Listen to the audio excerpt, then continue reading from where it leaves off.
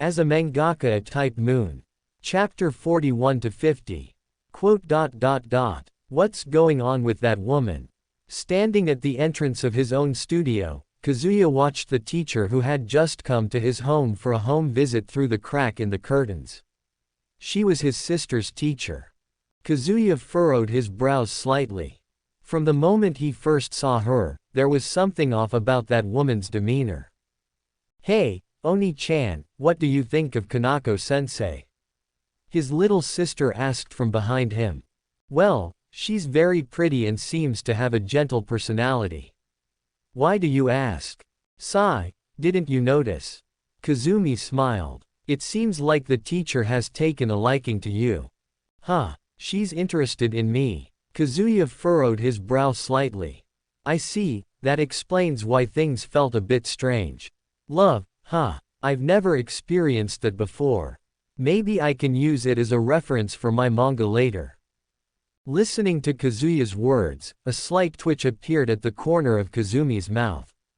"Is that all you're thinking about? Didn't I say?" Her expression earlier is quite valuable as a reference. "But, at your age, do you even know what love is? Don't tell me you're already dating boys at school." No, absolutely not. Don't accuse me like that, Oni-chan." Kazumi hurriedly waved her hands. "I see, well, if you really have someone you like, I won't oppose it. But first, consider your age. You're only 11, right? I told you, there's really no one. Anyway, don't change the subject. What do you think of the teacher?" Kazumi asked expectantly. "I think she's nice." "No, she's not suitable for me. Next time, I'll just refuse straightforwardly." "But should I wait for her to confess first? Otherwise, it might seem like I'm being presumptuous." "No, to avoid trouble, it's better to reject her directly. It's better that way. Besides, her expression when she's rejected would be a good reference." Kazumi seemed lost in thought for a moment. "That, mangaka, are they all like you?" Kazumi felt like her perception had been refreshed. She originally thought it was a very cool profession, but now, what's with this? No matter what, his first thought was, use it as a reference. "It's unlikely, I guess I'm the only one like this," Kazuya thought for a moment and said seriously. "Of course, the reason is simple. She didn't leave a deep impression on me before. Even if I don't draw it, I might forget at some point. It's that simple. And, even if she couldn't leave a profound impression on me, I think the chances of being happy together are quite low. So, it's better to just reject her." Unexpectedly, it was completely different from what she had imagined. Kanako Sawada's heart was beating slightly faster as she walked back. He was very handsome, and he was so tall. No, she hadn't seen anyone taller in her real life. For some reason, he made her heart race. If it were possible. Time passed slowly. Kazuya noticed something strange. Lately, he kept meeting people for various reasons. And all of them were beautiful women with stunning figures. Teachers, nurses, female students, police officers, shrine maidens, even the single women who had just moved in next door. Twins, married women, frail girls. Girls with glasses, maids, airheads, servant girls, nobles, mature women, snarky ones. You name it. There were even European and African women. He could think of everything in just 1 month. To put it bluntly, he was thankful that they didn't send any men to test if he was gay. Even idiots could see that someone was playing tricks behind his back, but strangely, according to his observations, these people seemed willing, they came to him willingly. Some of them even seemed a bit tsundere, but after careful consideration, it seemed that as long as he was willing to conquer, there should be no problem taking them within 2 days. They all accepted it, and there was no conflict. But, go away. Who the hell is messing with him? So annoying. He can't even accompany his little sister to school in the morning without encountering many things. His mood for coming up with new manga ideas was completely gone. If it weren't for being able to relax in his dreams every night, he felt like he would have been driven to madness by the mental stress of reality. Yes, challenging Dio, who had turned into a vampire, over and over again in his dreams, and dying repeatedly. Now, that was relaxing. The mental pressure from reality was just too much. As for whether he had someone he liked among all these women. Yes, of course he did. But, they came in droves, and he didn't know about others, but he just felt annoyed and disgusted. So annoying. In the void, two consciousnesses communicated. The counter force, Gaia, the consciousness of the planet, centered everything around the world and the planet. Its purpose was singular, to ensure the existence of the planet. Alaya, the collective consciousness of humanity, centered everything around humans. Its purpose was also singular, to ensure the continuation of humanity. The actions of these two consciousnesses were almost simultaneous, but they didn't communicate because, to some extent, these two entities were in conflict, yet they were also one and the same. Because the survival of humanity was built on the destruction of the planet. In this regard, Gaia and Alaya were in conflict. Even if humans were to disappear, the planet could still exist. But if the planet were to disappear, current humanity would not survive. In this regard, Gaia and Alaya were allies. However, this was only the present. The future for humans to venture into the endless expanse of the cosmos was not an impossibility, and in some parallel worlds, it had already been accomplished. In other words, once it reached that point, even if the planet were to be destroyed, humanity could still exist. In this regard, Gaia and Alaya were in conflict. So, these two entities didn't intentionally communicate, but almost simultaneously arrived at the same conclusion. They couldn't kill Kurakawa Kazuya because the root didn't allow it. He had obtained the friendship of the root's incarnation. So, they decided to disrupt this friendship. However, because there was no prior consultation, they both acted at the same time, affecting the nearby women. The result was that Kurakawa Kazuya felt something was amiss. The two entities fell silent. They discussed it and reached a conclusion. Wait a few years before taking action again. Next time, they should be slow, gradual, and not let him notice. For now, everything should return to normal. However, despite this, Gaia and Alaya didn't directly target the women who approached Kurakawa Kazuya. Instead, two magus took action. The lifelong goal of many magus was to reach the root. However, almost all of them had failed. The few who had genuinely reached the root often got lost within it, losing themselves and becoming mere husks, eventually vanishing both physically and spiritually. There were only 5 magus who had truly gained power from the root. These 5, to distinguish them from ordinary magus, and among them, they were referred to as the magicians. Or it could be put the other way around. It was precisely because of the existence of the magicians that they were called magus. In the mundane world, there were magicians, but these magicians merely used tricks of the senses and visuals. For magus, being associated with these tricksters might have been an indignity, and that was one of the reasons they sought to change and become magicians. As for why those who reached the root were called magicians while those who hadn't were called magus. This might be due to the power of their fists, and it's highly likely that the combined strength of the 5 magicians surpasses that of all the magus in the world put together. Of course, these details weren't important. The existence that had cast suggestive spells on those women, making them attracted to Kurakawa Kazuya, was actually 2 magus. In the mystical world, they might be obscure, but they were undoubtedly powerful magus. They had once touched the root but had inevitably failed.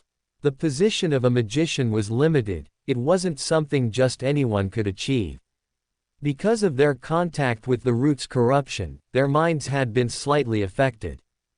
Previously, the counter-force had instructed both magus to influence many women to approach Kurakawa Kazuya. However, due to some obstacles, now they were no longer needed. In fact, both magus had value for counter force only once, and afterward, they could be eliminated. So, after deliberation, Emiya decided to send a counter guardian to eliminate this potential threat. Because Emiya and Gaia could only provide subtle hints to both magus, using these hints, they made this magus believe they possessed the advanced ability of enhanced clairvoyance, a power that had been exclusive to a few magus during the Age of the Gods. This allowed them to see the future and notice that something was amiss with Kurokawa Kazuya, prompting them to start probing. In this way, Gaia and Emiya might temporarily relent, but both misguided magus could genuinely pose a threat to Kurokawa Kazuya's life. This was not allowed. So, Emiya dispatched a counter-guardian to eliminate both magus who might threaten the entire world. Really, am I the only one available? The Red Guardian looked at the gray-cloaked magus in the distance and sighed slightly. He opened his hand slightly. A bow appeared in his hand. An arrow appeared in his other hand. Grunting, countless arrows were shot at the magus several kilometers away. Counter force. The cloaked magus's face changed, and with his abundant experience, he immediately realized that he had come into contact with Counter Force's henchman, Counter Guardian. But how had this happened? He hadn't done anything, so how had he come into contact with Counter Force? Swish! The gray space appeared for an instant and then disappeared, and the arrows shot by the Red Guardian vanished. Oh, it's not for nothing that you once came close to the root. You're quite powerful. The Red Guardian smiled. He had received information from Emiya, so he understood the situation. This magus had encountered counter guardians more than once. He had come close to the root twice, but both times ended in failure. The first time, he had encountered counter force and fled. The second time, he had found a way to bypass counter force and truly reach the root. However, at that critical moment, he hadn't obtained true magic. Instead, he had nearly died. If he died in such a way, even the memories of his acquaintances about him would disappear. He would become a part of the root, dying. Such beings, like him, probably numbered only a few in the world during this era, not many more than magicians. Because their lifespans were short, once they touched the root, if they succeeded, it was good, but if they failed, they didn't have many years left to live. However, they possessed formidable power, placing them at the pinnacle among magus. Moreover, the counter force could provide some mental suggestions when necessary. They could be considered valuable pawns. However, now was the time to remove this pawn. Want to run? That's not going to happen. The Red Guardian, watching the gray-clad magus attempting to escape through the various buildings, drew his bow and transformed his sword into an arrow. Kaladbolg. That was the name of the noble phantasm he intended to use now. However, at that very moment, his arm trembled slightly, and the arrow vanished. All right, I got it. The Red Guardian sighed and disappeared. He didn't turn into a spirit form, rather, he was shifted in position by Emiya, who could transfer not only through worlds and time but also over distances. When the Red Guardian reappeared, he was right in front of the gray-clad magus. So fast. The gray magus was about to say more when the scenery before him suddenly changed. It turned into a red world with several large gears in the sky and countless swords on the ground. Reality marble. Yes, indeed, the boss behind me didn't want me to cause too much commotion in the real world. Although I don't know your capabilities, if I want to unleash my power without causing a disturbance in the real world, this is the best choice, right?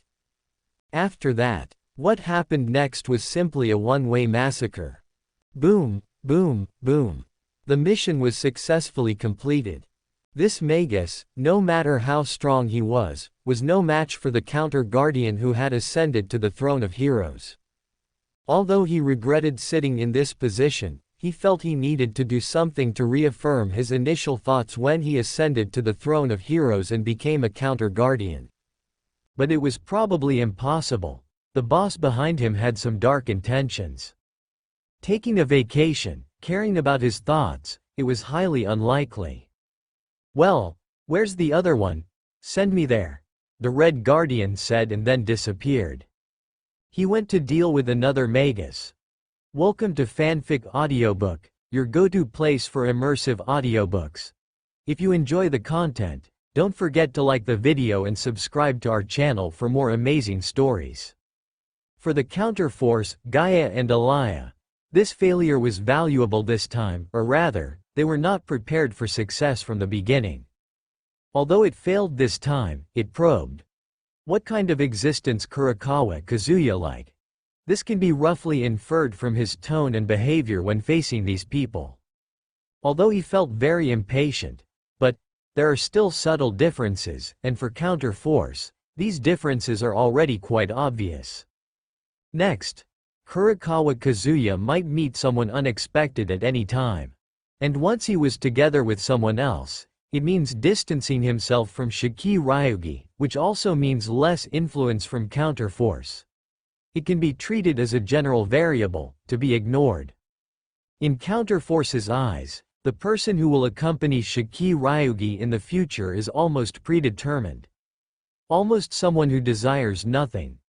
Only in this way will he not use Shiki Ryugi to do anything harmful to them. And this person cannot die. Once he die, who knows what might happen if Shiki Ryugi go berserk. In simple terms, the best case scenario is nothing changes. A slightly worse scenario is turning into a murderer, and the worst case scenario, who knows what might awaken, something that shouldn't awaken, and destroy the world. After all, that physical body is connected to the root, and anything is possible. Although the likelihood is low, only 1 in 10, 1 in 100, or even lower.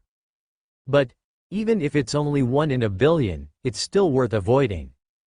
In other words, although Kurokawa Kazuya don't have any feelings for Shiki Ryugi at the moment, and Shiki Ryugi don't have any feelings for Kurokawa Kazuya in any aspect, counterforce has already taken action. Because for counterforce, the possibility of the two of them being together already exists, even if this possibility is 1 in 100, or 1 in 1,000. As long as Kurokawa Kazuya are with other women, it's over, whether it's one or multiple women. In other words, if Kurokawa Kazuya want to obtain Shiki Ryugi, he must first reject all the women sent by counterforce. Of course, rejecting them is enough. As for whether those women will become a problem, if they become a problem, Kurokawa Kazuya probably won't need to say anything. When Shiki Ryugi really want to be with him at that time, Shiki Ryugi will negotiate with them on their own, physically. But if Kurokawa Kazuya agree, then Shiki Ryugi won't say anything more, but at this point, if he still attempt to obtain Shiki Ryugi, he might actually be killed. This is a test. A test for counterforce. A test of which side to choose within all and one. It's done. Kazuya looked at the finished manuscript in front of him, then picked up the previous parts and went through them from start to finish to check for any mistakes or omissions. Kohana sat on the balcony, watching Kazuya intently, occasionally scratching her neck with her paws, trying to learn Kazuya's breathing pattern. Her didn't know when it started. Kohana couldn't recall exactly when it was, but she seemed to notice at that moment. Since that time, Kazuya's breathing frequency had always remained the same. If you listened carefully to his breathing, it would give you a very comfortable feeling. No matter what he were doing, at least within Kohana's line of sight, as long as it was within that range, he always maintained this unusual breathing frequency. Kohana was learning, but she hadn't found any breakthrough yet. Her intuition told her, this breathing technique was not simple. And was only yesterday that she barely succeeded for a moment. For just that moment, a light emitted from her body, but it was only for an instant. Kazuya immediately turned his head when he heard it, startling her. Her breathing became erratic, and the ripples disappeared. She hadn't found that feeling again since. She didn't deliberately hide anything from Kazuya but rather wanted to prove herself. To prove that she wasn't just an ordinary cat, she was a noble meowster. Kohana had already decided that once she mastered this breathing technique, she would make Kazuya look up to her. Then he wouldn't treat she like an ordinary domestic cat anymore. She was a noble meowster. All right, it's done. Kazuya organized the manuscript, sealed it, and sighed with relief. During this time, he had been bothered by those women to the point where he had no mood to create new manga. So, during this time, he practiced Ripple in his dreams at night and then fought with Dio to see the results of his training. Then during the day, he worked on the manga he had drawn before. He was drawing Fate Zero, set in the Type Moon world. This anime mainly told the story of a group of people vying for the Holy Grail. 7 people summoned famous heroic spirits from history, and after a brutal battle, only one person would be able to claim the Holy Grail. The Holy Grail could grant the winner's wishes. Kazuya thought about the animation, pondered the storyboards themselves, and gradually drew it out. In a little over a month, he had transformed this original novel into a manga, step by step. After completion, he had drawn a total of 32 chapters himself. He made some minor modifications to some parts of the content, such as the discussion among the 3 kings. This part mainly depicted a conversation between 3 kings: King of Night Arthur Pendragon, King of Conqueror Alexander the Great, and King of Heroes Gilgamesh. He didn't notice anything wrong with it at the time. But later, after watching it multiple times and receiving numerous explanations, he gradually realized that King Arthur's portrayal in it was not quite right. So he made some minor changes and introduced some of the settings he planned to draw later. Such as the barrenness of Britain.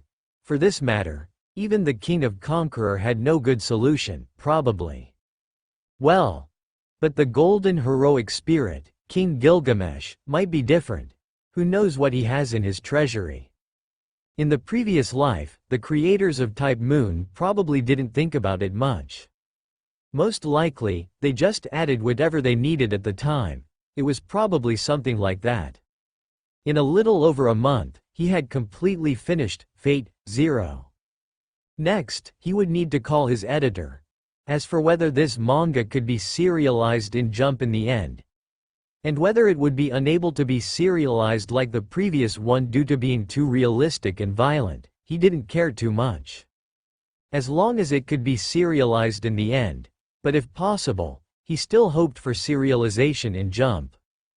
As for now, the possibility of no mystery in this world should be over 90%, and after the serialization of Fate Zero ends, he might be able to draw a power. It seemed good.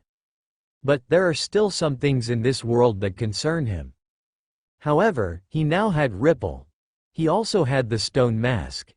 Even if there were unexpected events, even if this world truly had mysteries, he wouldn't be completely defenseless. Moreover, if there were mysteries, he would just move next door to the Ryugi family. If they don't exist, then so be it. But if they do, Void Shiki is very likely to exist as well. He hates to admit it, but if it comes to that, he'll have to ask for help. Their relationship isn't that complicated. If there are no mysteries, Tasaka Tokiomi agreed to let him draw him, and he's deviated from the original story to make him look better. Maybe he could even open his home to visitors and make some money. Of course, that's probably impossible. As for Emiya Kiritsugu, he's just an assassin. His firearms and the like have long been ineffective against him. He'd notice the moment he aimed at him. Dodging and countering is simple. Moreover, he wouldn't have the time to read manga, would he? And it's not like he'd come to assassinate him just because there's a modified version of himself. With a desire for the abilities in Fate Zero and weighing the pros and cons, he decided to draw this manga. And he even has an idea. This should be his final test. When Fate starts serialization, he'll have his sister move somewhere else. With his ability to use the Ripple, and if need be, the stone mask, if he waits a bit longer. He might even pull out something good from Jojo's part 2. This is his final test, to test this world with his life. To see whether this world is truly just a peaceful urban world or a genuine type moon world. Ultimately, he's looking forward more to that mysterious type moon world. This is the last time, which is why he chose Fate Zero, something that will happen a few years from now. A new manga? Receiving Kurikawa-sensei's call, Iwamoto Yu was slightly dumbfounded. Let me check one thing first. It hasn't ended again, has it? Yeah, it's finished. I knew it. Iwamoto Yu's lips twitched slightly. Why didn't you consult with me? Although the previous one was good, you should have remembered that you couldn't serialize it on Jump because of various elements in the manga. Even if I can't control the manga's progress, you could have given a reference to see if this manga could be serialized. After roaring internally, Iwamoto Yu sighed slightly. He could only hope that this manga could be serialized on Jump. After all, as the chief editor had said, geniuses have privileges. Tomorrow. Kazuya looked at the manuscript and hung up the phone, deciding to make 2 copies of the manuscript to prevent any loss. His editor, Iwamoto Yu, would come to pick up the manuscript tomorrow and see if it was acceptable. As for today, looking at the stone mask in the system, he smiled slightly. He was starting to look forward to it a bit. Before this, in the world of his dreams, he had always used Ripple. But this time was different. He wanted to experiment with the power of the stone mask. Anyway, even if he wore the stone mask in his dream, it wouldn't affect reality. On the contrary, because he had become familiar with the powers of a vampire in the dream world, he would be able to deal with any unexpected situations in reality that required him to wear the stone mask. I'm back. Kazumi pushed open the door and walked in, saying, Oni-chan? I've prepared dinner here, you can eat anytime. Okay. Kazumi nodded, changed into slippers, dropped her school bag, and said as she walked, Hey, Oni-chan. Have you noticed? Those people from today are all gone. What people? Haven't you noticed? Kazumi smiled. When I used to come home, there would always be people lurking around, but today there's not a single one. Hey, did you do something, Oni-chan? No, I didn't do anything. Maybe they got bored. Seriously, let's not talk about it, and get ready for dinner. Okay, I got it. Nighttime. Kazuya quickly entered the world of Jojo. I've got it. The stone mask. Looking at the stone mask he had obtained from the Joestar's house, Kazuya breathed a sigh of relief. Although he had already located the stone mask while practicing Ripple before, having it in his hands was a relief. Next was to put it on. Snip. Kazuya cut a wound on his hand, and blood flowed out. He had died countless times in his dreams, so he was used to this kind of pain. Kazuya stopped using the Ripple breathing technique. If he continued to use Ripple after transforming into a vampire with the stone mask, it would be like committing suicide. Plop. The stone mask was placed on his head, and then he smeared his blood on the mask. In an instant, countless claw-like things popped out from the stone mask and fixed themselves into his brain. Then, a bone needle pierced his forehead, and the entire mask emitted a bright light. Originally, this would be fatal for humans, no, deadly. Even in Jojo's bizarre adventure, the protagonist Jojo and the antagonist Dio initially thought it was a tool for executing and killing others in ancient times. But that's not it. When the bone needle pierced his body, his potential was unleashed. His body was transformed. He became a vampire who feared sunlight but had boundless strength, eternal life, and immortality.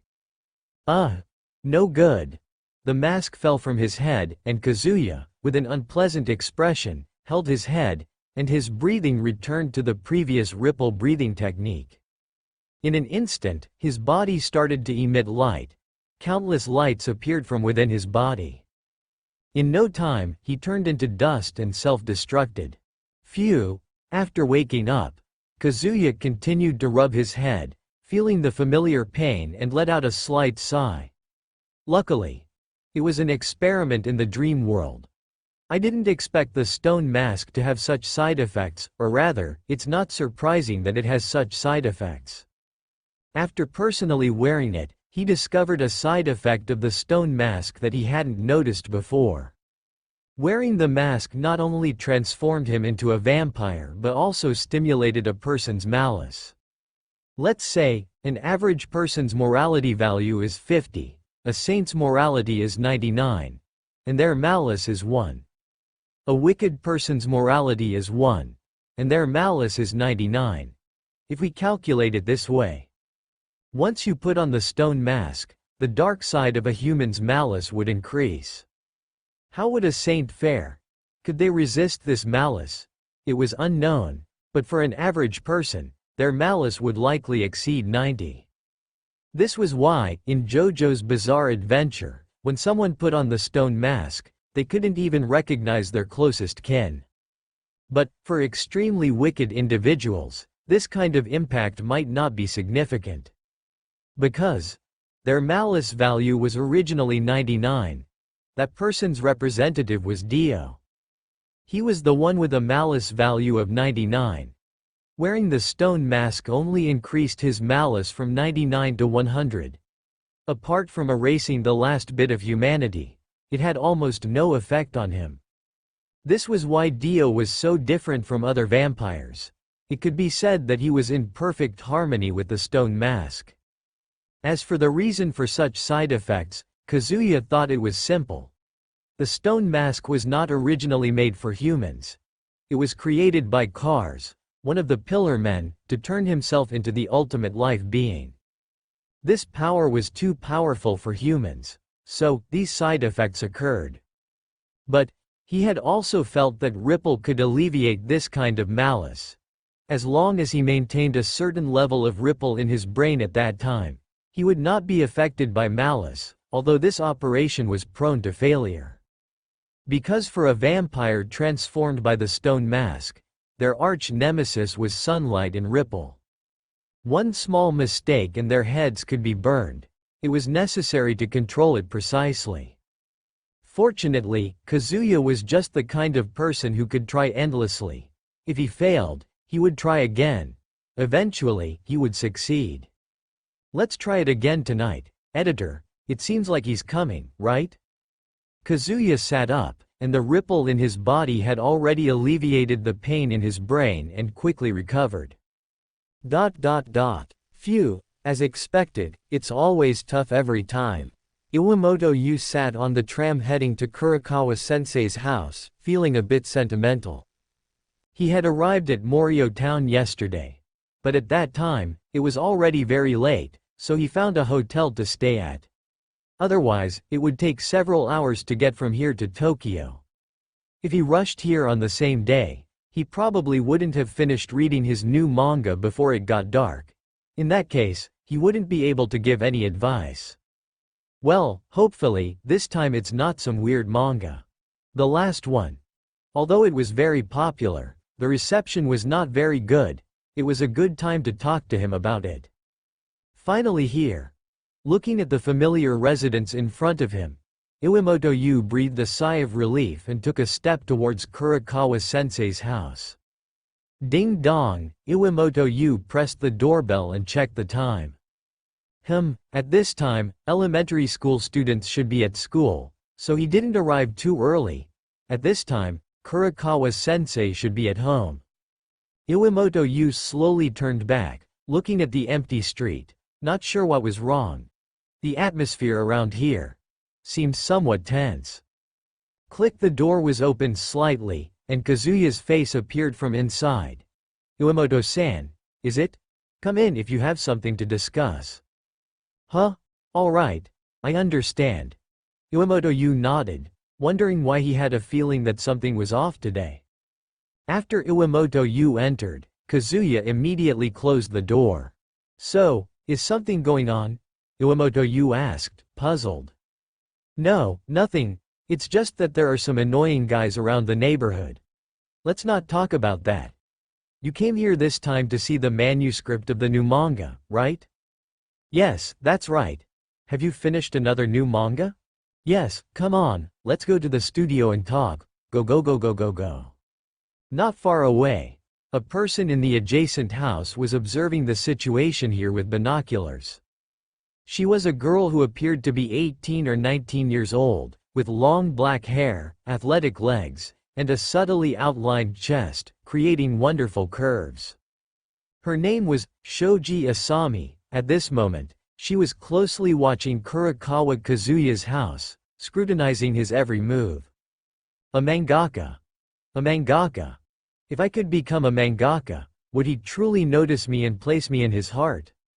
Shoji Asami, 18 years old this year, she was a student at Tohoku University's School of Economics in Japan.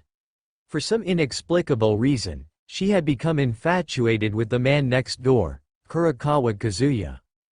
At first, when she snapped out of it, she didn't understand her own feelings at that time. But gradually, she understood.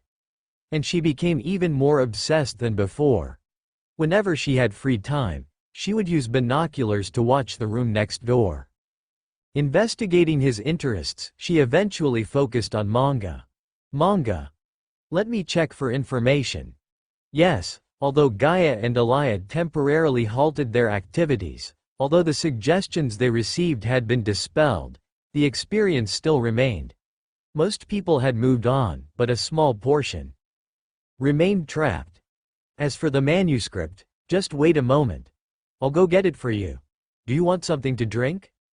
No, that's not necessary. Just let me take a look at the manuscript. Iwamoto Yu said with some anticipation. Although Kazuya's previous manga was quite strange, he found it interesting. Now, how would the new manga turn out? Here it is. Kazuya brought back the manuscript and waved to shoo away the cat, Kohana, which was playing with Iwamoto Yu. Then he placed the sealed manuscript in front of him. Oh, a completely new manuscript that no one has seen before. Iwamoto Yu exclaimed with some emotion. This was one of the reasons he chose to become an editor. After opening the document, the first thing he saw was several color illustrations. Oh, you've even prepared color illustrations? Iwamoto Yu was pleasantly surprised. At the top was an image of a golden-haired girl, wearing knight's armor and holding a golden longsword, exuding a heroic aura. It was entirely different from the previous manga's art style, and even different from the art style of this era's manga. In an instant, it gave him a sense of astonishment. He saw this type of character for the first time, saw this type of image for the first time. Kurakawa sensei's art style is so versatile. Unbeknownst to him, some people might think it was ghost-written, that it couldn't possibly be the work of a single person. However, that wasn't the case. He had witnessed Kurakawa Kazuya drawing manga with his own eyes, so he was certain that this was his work. If the characters in Jojo's Bizarre Adventure had characteristics of this era's manga, then this felt like real black and white photos with accompanying text. But now, this artwork gave him a sense of fantasy. It seemed to be extraordinarily beautiful, as if it didn't belong to this era. After sighing with emotion, he reluctantly moved his eyes away from the artwork in front of him and turned to the next page. The next image featured a golden-haired man, clad in golden armor, with golden hair, a golden earring, and red pupils, resembling a serpent. It gave off a sinister vibe. Even though there were no words on it, he was quite certain that this character held a high position. If one image was a coincidence, then these two images together. Iwamoto Yu couldn't help but exclaim, Kurakawa sensei has created a new style of manga art. He truly deserves to be Kurakawa sensei. Different people from this era would have different feelings when looking at these illustrations. Those who were accustomed to the previous artwork might think, wow, this is amazing, while others might think, this is unconventional, and it looks strange. And Iwamoto Yu clearly belonged to the group that thought, this is amazing. Because of his preconceived ideas, After experiencing what happened before, he thought, Kurokawa Kazuya is amazing. Kurokawa Kazuya is a genius, and so on. With this mindset, even if Kurokawa Kazuya casually added a few strokes to a page, he would probably think, is there a special meaning here? He would think about everything in a positive light. This kind of thinking had already taken root in his mind. It wasn't that, as an editor, he lacked the ability to judge the quality and art style of a work. As a seasoned editor, he had that ability. If he had received this manuscript from someone else, he might even think, this is too unconventional. Such a work couldn't possibly be liked. But what he had now was a person, Kurokawa Kazuya, who had broken his preconceived notions. So, he thought, it's amazing. Kurokawa sensei has truly created a new genre. Such insights. Then, carrying these thoughts, he continued to read. He would become more and more engrossed. So, he turned to the third page. It was an image of a green man, a man with spear in each hand. The art style still seemed quite unusual for this era. The fourth page featured a red-haired giant. With red hair, red eyes, and a red cape. His muscular physique gave a more contemporary feel compared to the previous characters. Then, on the fifth page, there was a man who looked strange, as if he was spitting out large eyeballs.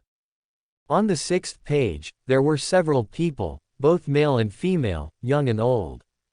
They were all wrapped in black clothing with skull-like masks, obscuring their faces. On the seventh page, a figure covered in black armor stood amidst scattered smoke. Turning the pages further, in an instant, everything became clear.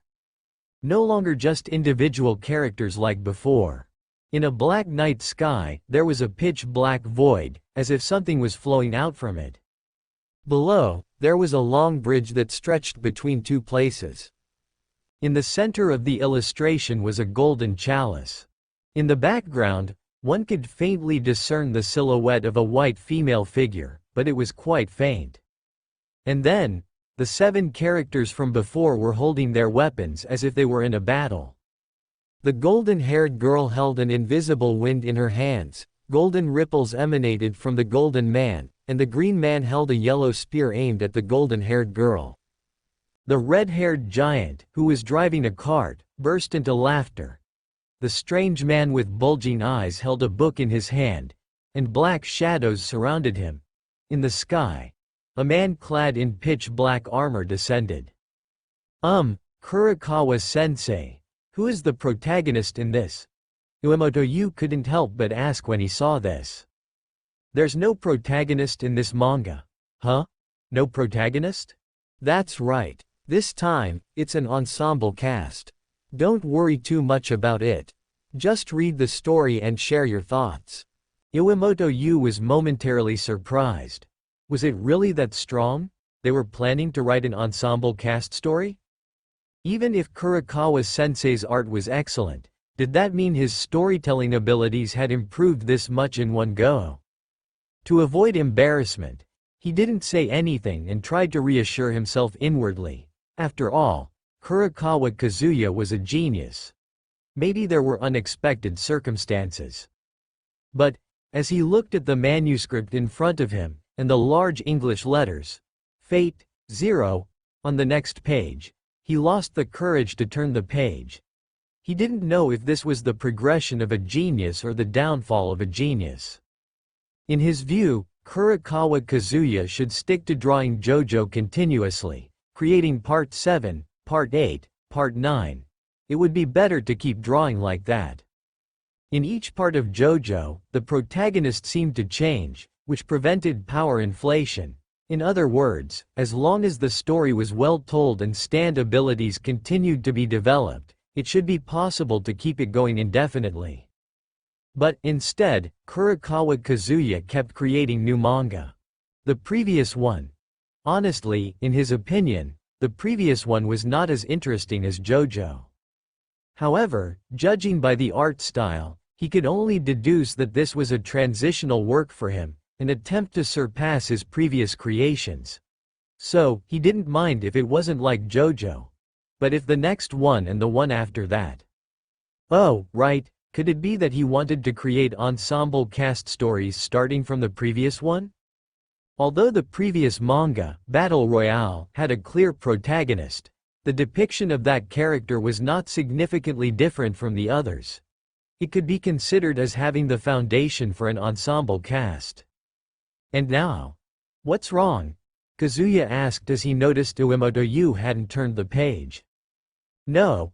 Well, actually, I came this time to tell you about the situation with the previous manga, Battle Royale. Although the editor responsible for it should come and discuss it, she asked me to come and talk to you on her behalf. Uemoto changed the subject. What happened with that manga? Well, it's like this. Because of the content of that manga, the magazine received numerous complaints, and even meetings were held to discuss whether to cancel it. I see. Huh? Aren't you surprised? It was so interesting. Just as you said, Kazuya smiled. Perhaps it was because it was too realistic. I can accept something like this happening. Even if it gets cancelled at some point, it's not surprising. I can always publish it online later. After all, it's my hard work, and I wouldn't want it to go to waste. At worst, he can wait until the internet is developed and uploaded online. After all, he put a lot of effort into drawing it, he can't let it go to waste. Uemoto opened his mouth to speak but swallowed his words. While a significant portion of the complaints about that manga were due to its bloody violence, the main reason was the frequent deaths of cute girls. It was heartbreaking to see such adorable girls meet gruesome ends. This had sparked outrage among the readers. The publishing company had received numerous letters and even threats, including a razor blade. Looking at the serious expression on Kurakawa-sensei's face, Uemoto couldn't help but wonder if he had already anticipated these reactions. That might explain why he had said, "You don't need to bring me all the letters. Handle them yourself." Furthermore, the pen name on those letters was not Kurakawa Kazuya, but a new one, consisting of a single word, Kuro. It was quite cunning and devious. With these thoughts, Uemoto suddenly shivered and looked at the manuscript in front of him. For this one, should we use your identity as Kurakawa Kazuya, or Kuro? Well, for this one, let's go with Kuro. After all, it feels quite different from the image of Jojo. As for whether it can be serialized and where, it doesn't matter. Uemoto was stunned. He mechanically lowered his head to look at the English letters, Fate, 0, on the page. He suddenly had a bad feeling. Could it be that, like with the previous Battle Royale, all the cute girls would be killed off? He already had a hint of fear, and now that fear had intensified. He was afraid to turn the page. Alright, there's nothing else, right? Take a look at it and see where it can be serialized. Uemoto swallowed hard. This is terrifying. Kurakawa-sensei must have no confidence in this manga, so he must think it's not suitable for Jump. Then why did he call me over? With this fear in mind, he finally, under Kazuya's expectant gaze, turned the page to begin reading. First of all, this manga isn't particularly long. Uemoto estimated this based on its thickness when he received it, and after asking, Kazuya confirmed that this was the entire story after it had concluded. Regardless, what was in front of him gave him the same feeling as the previous Battle Royale manga. He felt that one such manga was enough. If there was another one, readers might not stop at sending razor blades. They might come knocking on the door. This time, I won't say this manga is suitable for any magazine. As long as it's not suitable for Jump, I'll reject it outright. I need to teach Kurakawa-sensei a lesson. Then, he opened the manga. The first page was pure black, with 2 lines of text at the top. 8 years ago. Let's tell a man's story, a story of a man with more ideals and more despair than anyone else. Then, on the next page, the scene changed. It was an ancient hall. A man was sitting there. Beside him, implied by onomatopoeia, it seemed like a door was being pushed open. From the panel below, a person who looked like a maid opened the door and said, "Kiritsugu-sama, the child has been born." This man named Kiritsugu didn't show any joy but rather clenched his fists. The story began here. At the beginning, Iwamoto Yu admitted he didn't understand. Besides the artwork being good, he couldn't grasp what it was trying to convey. He was puzzled, didn't get it. Well, he just thought the woman in the panel, who seemed to have just given birth, looked beautiful. As for the color of her hair, well, it wasn't colored in, but it was clear it wasn't black. As for what color it might be, he could use his imagination. No. He deliberately turned back to a large panel earlier, behind the golden chalice among the people. Then he confirmed it was a person. This woman had white hair. As for why her hair was white, he didn't pay it much mind. After all these years as an editor, didn't he know? In manga, characters can have hair of any color. Why fuss about this? What was this story all about anyway? Einstein, Holy Grail? Wishes? Ideals? Creating a world where no one would cry? Middle-aged Chuyunibyo? He had been ready to think deeply about it before turning the page, but then he thought, readers wouldn't do that. Most readers would just flip through to see what it was all about. Instead of bothering to think, it was better to keep reading. He took another look at the completed manuscript in his hand. It was already complete. Let's just read ahead. If it gets too profound or something.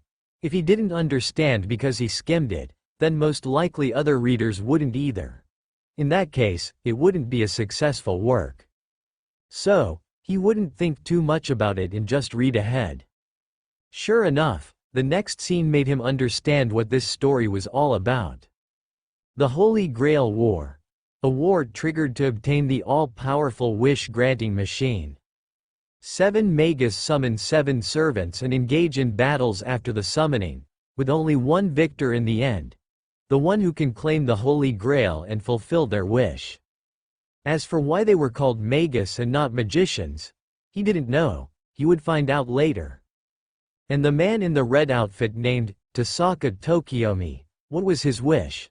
To reach the root, something that seemed to be a lifelong aspiration for magus. The so-called servants were the forms taken after summoning heroic spirits. Heroic spirits were heroes from various eras and countries. These entities would be summoned one by one and, in the modern era, awakened to fight for supremacy. Seeing this, Iwamoto Yu immediately had the desire to keep reading, wanting to see what happened next. This was like a grand battle of heroes. How could one not look forward to it?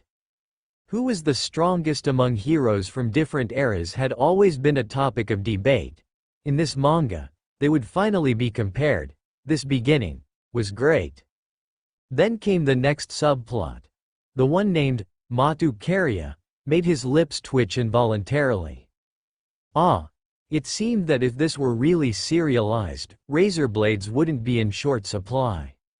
Would that adorable little girl really be tormented by countless insects like that? Were he even human? How could he draw something like that? That old man named Matu Zokin was disgusting, right? Just get rid of him. Stay calm, stay calm. I'm an editor, not an ordinary reader, I'm an editor. Iwamoto Yu repeatedly reminded himself to try to read this manga calmly. Avoid jumping up and giving Kazuya a punch. Although, looking at their respective sizes, he probably couldn't win. 3 days ago, she cried so miserably, but on the 4th day, she couldn't even make a sound. Like today, we put her in the bug pit to see how long she could last, and the bugs played with her for half the day and she's still breathing. The Tasaka family is such good material, it's really hard to let go of. Then, on the next page, the words spoken by this disgusting old man made him explode. You bastard, he couldn't help but curse out loud. What's wrong? No, it's nothing. Kazuya's imposing presence immediately calmed him down. making him realize he wasn't just a reader, he was an editor. But he was still quite angry, so, with this anger in his heart, he continued reading. Seeing what the old man said next, he genuinely hoped that this person named Matu Karya could win the Holy Grail War and save that little girl. But, thinking about what the mangaka had done in his previous work, and how he had decisively dispatched the protagonist in Jojo, why did he feel so uneasy? Then, he witnessed the manipulations and intrigues of these characters. They began collecting information about their enemies in various ways before the war had even started, searching for weaknesses. However, among them, it seemed there was a student-like character. And through this student, the setting of the Holy Grail War was further fleshed out. The Holy Grail War was initiated 200 years ago when the three great magus, Einsburn, Makiri, Matu, and Tasaka, successfully summoned the Holy Grail, a wish-granting device that could fulfill any desire. However, the Holy Grail could only grant one person's wish, turning their cooperative relationship into a bloody struggle. That was the origin of the Holy Grail War. Afterward, the Holy Grail would descend to Fuyuki every 60 years, selecting 7 magus eligible to obtain it. They could summon heroic spirits called servants. Saber, archer, lancer, rider, caster, assassin, berserker. Summoning a heroic spirit required a relic that served as a medium. Through his words, the setting was further completed. It made Iwamoto Yu even more interested. This chapter was far from over. It continued. Time passed, and in the manga's timeline, it was now the start of the Holy Grail War. Each individual was preparing their spells and relics. The summoning of the heroic spirits had begun, with each page of panels. The summoning of heroic spirits began. Before, the single-page depictions of those heroic spirits had all been genuinely summoned one by one. There was an undeniable excitement within him. This manga turned him, the editor, into a reader, and he couldn't help but immerse himself in it. Saber, the gender-bent version of King Arthur, made him drop his jaw in amazement. Could they really do this? And then, Archer, the bug-like power of King Gilgamesh. Rider, with the majesty to conquer hearts. All the other heroic spirits were the same. Each had their own unique characteristics. No, not just the heroic spirits, but the masters as well. Every character felt so vivid. It made him involuntarily get caught up in it. When he finally snapped out of it, he had already finished flipping through the thick manuscript. Along with the dialogue between the father and son under the moonlight, along with Emiya Kiritsugu closing his eyes and the last words in his memories, "I want to be an ally of justice," everything came to a close. This story had completely immersed him. A story he hadn't come to his senses from, came to an end. Iwamoto Yu felt a bit dazed. For a moment, he didn't come to his senses. "How about it? Looks like you've finished it." Looking at the gradually setting sun outside, Kazuya said to Iwamoto Yu, "How do you feel?" Iwamoto Yu thought for a moment and said, "Well, it's fine. It can be serialized in Jump. Leave it to me." "Is that so? That's good." Kazuya also seemed a bit surprised. He hadn't expected this manga to be suitable for serialization in Jump. Actually, after saying that, Iwamoto Yu regretted it. He couldn't guarantee whether this would be accepted for serialization in Jump.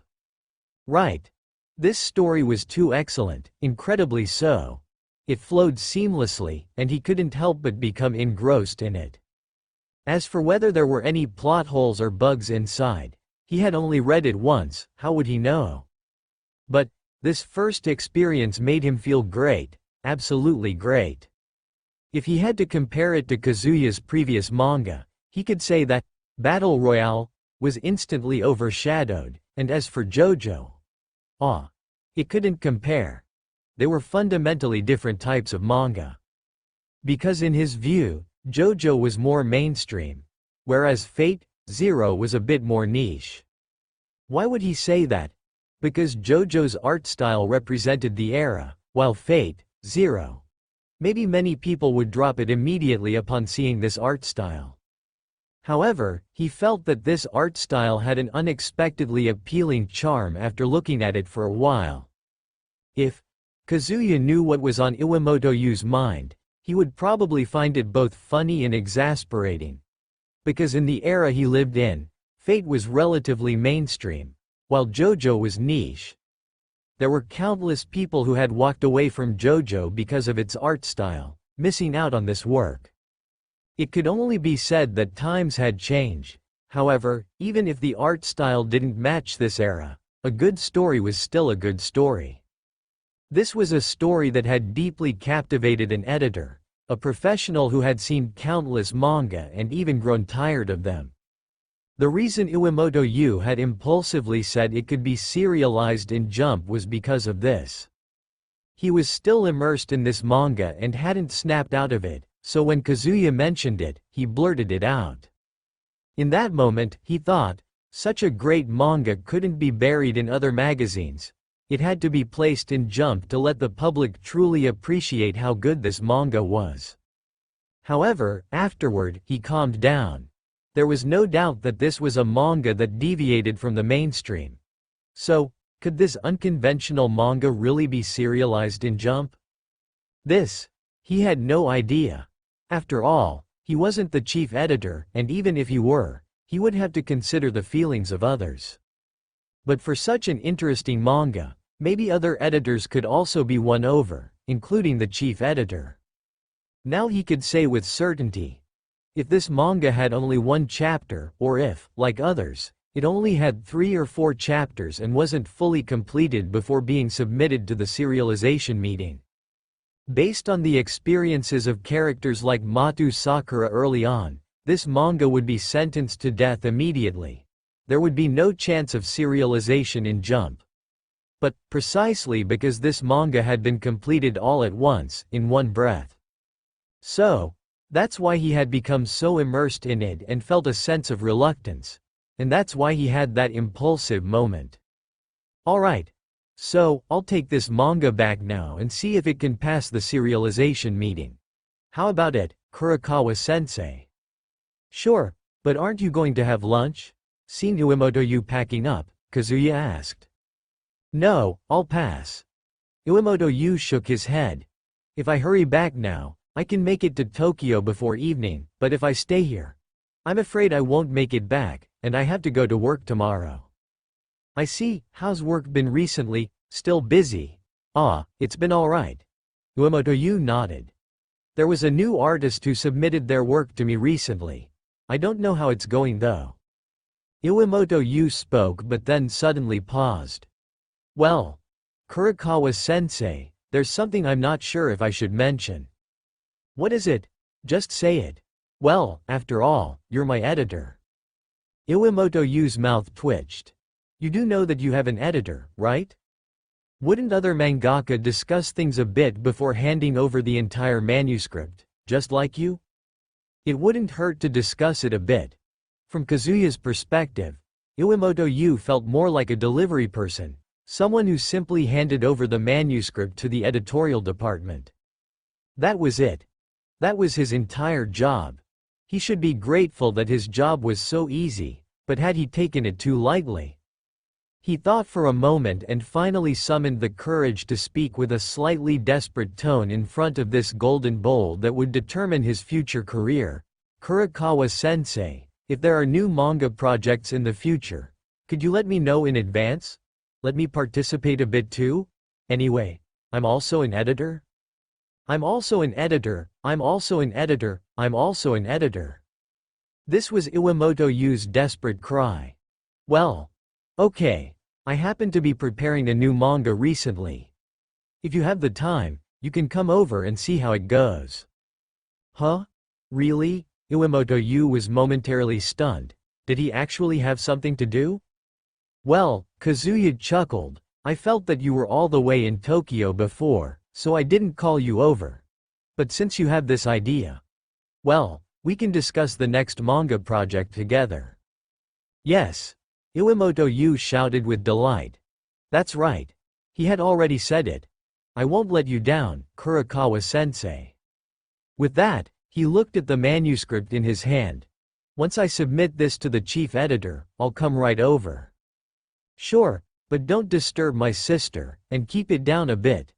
Look, you scared Kohana so much, she jumped out of her skin. Kazuya smiled and pointed to Kohana, who had been sleeping but was now startled and tense. Buzz. Iwamoto Yu was on his way back to Tokyo. He had no idea that a certain presence had already fixated on him, or rather, on the folder he was carrying. There is no mystery in this world. This was something Kazuya had confirmed multiple times. There were no Ryugi, Tasaka, or anyone like them in the world, not even in London. The only magus who appeared was a street magician. So, he had no reservations about creating the manga, Fate, Zero. He didn't care whether Tasaka Tokiomi in that type moon world knew about the Matu family's magecraft or not. After all, he had a good relationship with the current Tasaka Tokiomi in this world. It wouldn't be good if his manga somehow damaged their relationship. Anyway, Tasaka Tokiomi had been the one who had helped him when he first arrived here. So he made some minor improvements, such as clearly indicating in his Fate, Zero manga that Tasaka Tokiomi had no knowledge of the Matu family's dark magecraft, believing that this could bring a brighter future for Sakura. For example, during the battle between Tasaka Tokiomi and Matu Carrier, he used psychological descriptions to convey the fact that Tasaka Tokiomi was lying to Matu Carrier.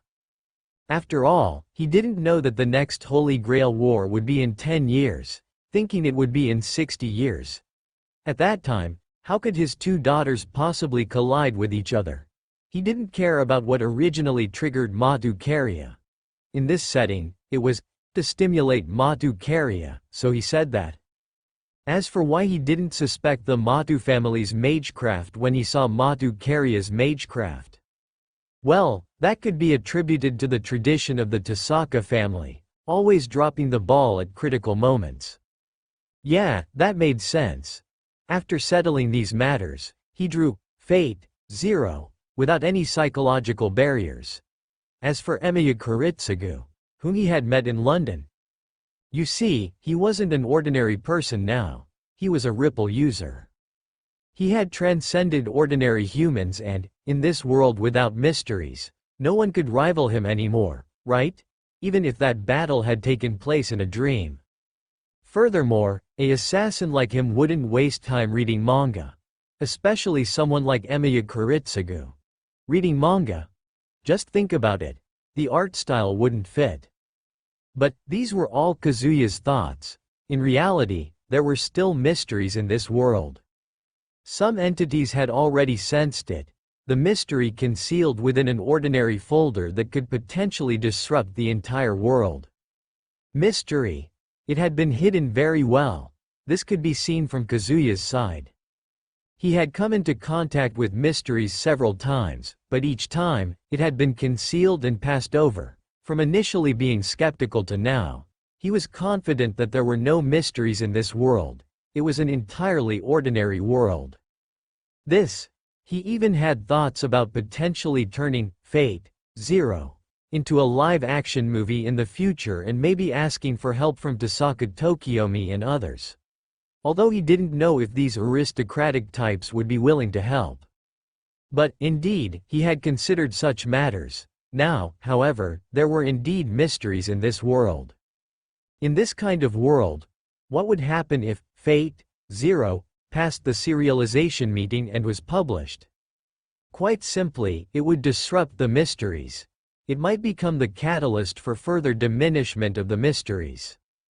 Of course, none of this mattered to the counterforce, Gaia, or Elia. It was to prevent these guys from causing trouble. For example, in the Fate series, all the world's evils within the Holy Grail. Without the existence of mysteries, could these people create such a thing? So, this presence dissipated after a moment. Iwamoto Yu, no one noticed this presence. However, let's not talk about disrupting the entire world. Once this Fate Zero was released, the upcoming Fourth Holy Grail War might very well become the final edition of the Holy Grail War. Or rather, the last official one. Currently, there were still 2 to 3 years left until the start of the Holy Grail War. At this point, Fate Zero hadn't even started serialization yet. If the time dragged on, by the time this manga became known worldwide, spreading into the realm of magus, discovered by the big shots of that other world, what would happen to the Holy Grail in Fuyuki City? The world, at this moment, had been thrown into chaos. Several entities with high-level clairvoyance, capable of seeing the future, clearly noticed the changes in the world. Originally, the future was known to them, even if Kurakawa Kazuya was an unknown variable. Even with just one unknown, it only slightly altered the equation, and the result was still 1 plus 1 plus 1 plus 1 plus 1 plus 1 plus 1 plus 1 plus 1 equals 9, with 9 being their fixed destiny. It became x plus 1 plus 1 plus 1 plus 1 plus 1 plus 1 plus 1 plus 1 equals 8 plus x, and now. Because of this manga, the destinies of countless people were suddenly affected, and the future turned into x plus w plus e plus r plus s plus f plus g plus h plus b equals? WTF? How do you even calculate that? How do you see this future? It's incomprehensible. On that evening, Kazuya experimented with the stone mask in the dream world of Jojo. Kazuya failed. Kazuya's mind was fried. Kazuya woke up. Morning arrived, a new day began. On Kazuya's side, it was business as usual. After sending his sister to school in the morning, he returned to his studio to contemplate the concept for his next manga. On the other side, Tokyo, Shueisha Publishing. Iwamoto Yu, who had returned here, brought Kurakawa-sensei's new manga. He handed the manga, titled Fate Zero, to the chief editor. Has Kurakawa-sensei's new manga arrived? Yoshikawa Daishi took the folder from Iwamoto Yu's hand and said. He knew about this because Iwamoto Yu had already informed him yesterday when he rushed over. Generally, there was no need for this, including taking the manuscript directly to him for a quick look. However, Kurakawa-sensei was a bit unique. His drawing speed was incredibly fast.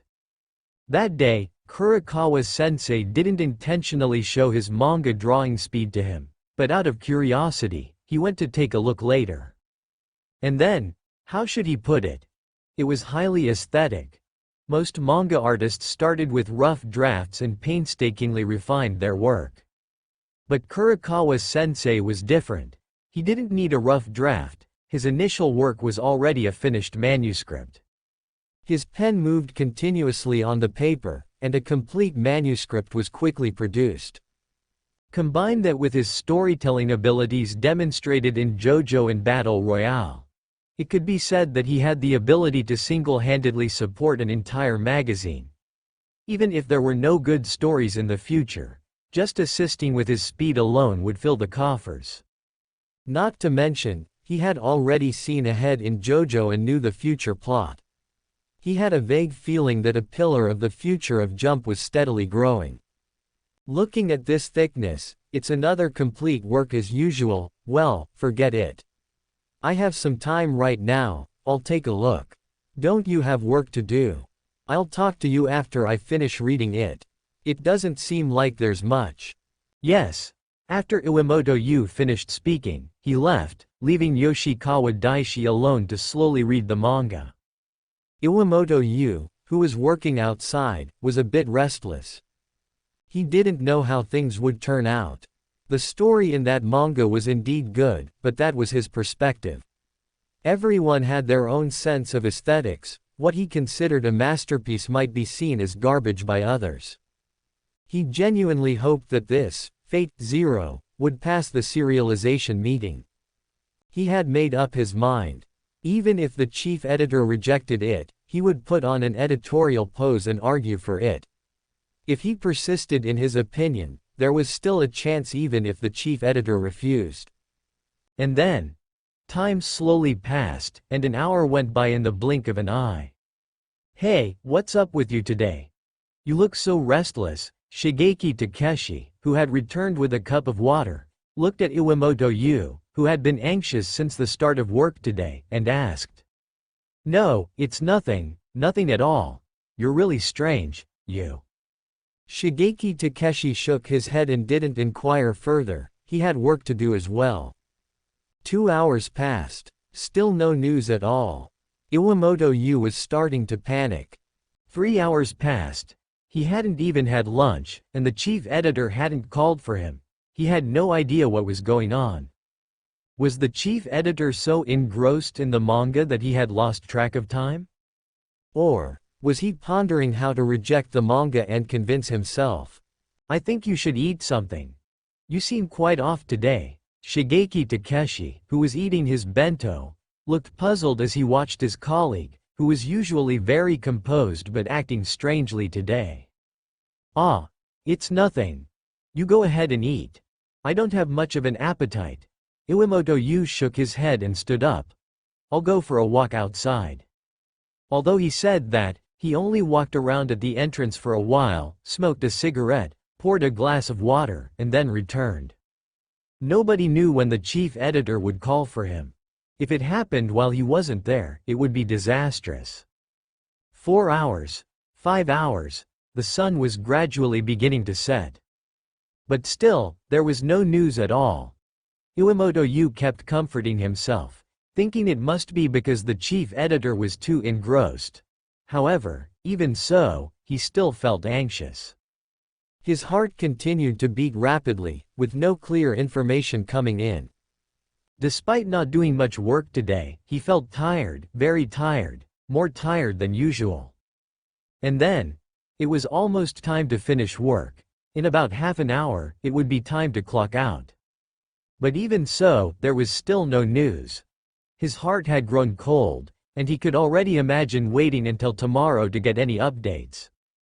As the chief editor walked by, he casually said, "That manga from yesterday? Nope, it's not suitable for Jump." "Iwamoto Yu, are you here?" Just then, the team leader of Iwamoto Yu's group, Yusuke Shoji, pushed open the door and said, "Oh, there you are." "Yeah, I'm here." "Well, come over here for a moment." Shoji nodded and continued, "The chief editor wants you for an urgent meeting." "Huh? An urgent meeting?" "That's right. Just as you thought. The chief editor wants to hold a pre-serialization meeting for the manga you brought in earlier." "I see," Iwamoto Yu exclaimed in delight, not expecting to see a glimmer of hope at this moment. "A pre-serialization meeting?" Shigeki Takeshi, looking puzzled, asked the person next to him. "Have you ever heard of a pre-serialization meeting?" "No," the person beside him replied while glancing at Shigeki Takeshi and then at Iwamoto Yu's back. "But I can guess. It's probably because that guy brought in some great manga. He's really lucky. First, it was Jojo, and now what? It looks like he's encountered a formidable sensei. Is it another new manga?" Shigeki Takeshi looked over in that direction, then turned his gaze away. "Ah, I should work harder too, aiming to sign up with some good mangaka.